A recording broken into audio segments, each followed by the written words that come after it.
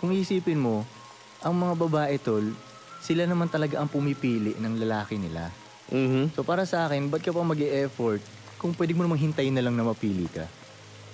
Eh, guess mo, kasi pumipili naman talaga sila kahit anong gawin mo eh. Okay. So, ang pwede mo na lang magawa siguro sa part mo is gawin mo na lang kapili-pili yung sarili mo.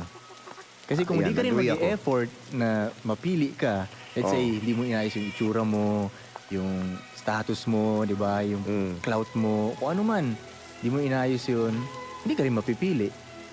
So yun, para sa akin, kaya masyadong ma-effort pa pag kami yung aatake, yung kami yung mag-a-approach ng ganun. Kasi pwede naman maghintay lang ah.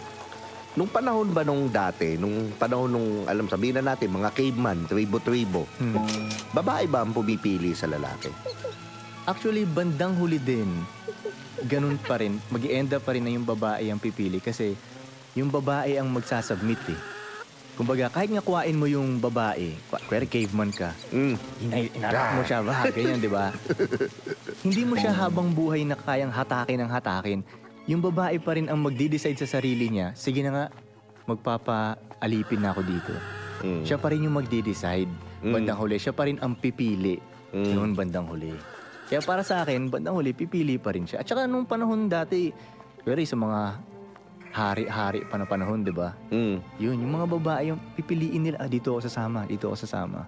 Pero dati, meron na ring mga lalaki na hindi sila namimili, sila yung naghahabol. Oo. Sila yung nahihirapan ngayon kasi naghahabol sila eh.